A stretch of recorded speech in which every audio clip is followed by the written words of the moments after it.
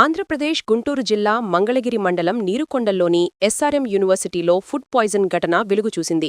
SRM యూనివర్సిటీలోని హాస్టల్లో ఉంటున్న విద్యార్థులకు ఈ నెల 2వ తేదీన ఆదివారం నాణ్యతలేని భోజనం అందించడంతో సుమారు 300 మంది విద్యార్థులు అస్వస్థతకు గురయ్యారు.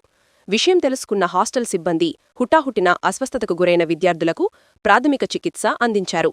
వారిలో ఫుడ్ పాయిజన్ కారణంగా తీవ్ర అనారోగ్యం పాలైన 2 విద్యార్థులకు మెరుగైన వైద్యం కోసం మంగళగిరిలోని ఓ ప్రైవేట్ హాస్పిటల్కు ఎస్ఆర్ఎం యూనివర్సిటీ హాస్టల్ సిబ్బంది తరలించారు. 2 రోజుల పాటు వైద్య చికిత్స అనంతరం 2 విద్యార్థులు కోలుకోవడంతో విద్యార్థులను వైద్యులు హాస్పిటల్ నుండి డిశ్చార్జ్ చేశారు.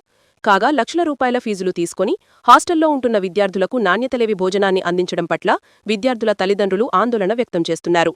ఉన్నత విద్యను అభ్యసించేందుకు దేశ విదేశాల నుండి యూనివర్సిటీలో చేరి హాస్టల్లో ఉంటున్న విద్యార్థులకు మంచి ఆహారాన్ని అందించడంలో ఎస్ఆర్ఎం యూనివర్సిటీ యాజమాన్యం నిర్లక్ష్య ధోరణిని అవలంబిస్తోందని విద్యార్థుల తల్లిదండ్రులు ఆగ్రహం వ్యక్తం చేస్తున్నారు. హాస్టల్ విద్యార్థులు పలుమార్లు భోజనం నాణ్యత లోపంపై యాజమాన్యానికి ఫిర్యాదులు చేస్తున్నప్పటికీ మంచి భోజనం అందించేలా చర్యలు తీసుకోవడం లేదని, ఎవరైనా నిరసన వ్యక్తం చేస్తే యూనివర్సిటీ నుండి పంపించివేస్తామని యాజమాన్యం బెదిరింపులకు పాల్పడుతోందని విద్యార్థులు ఆవేదన వ్యక్తం చేస్తున్నారు.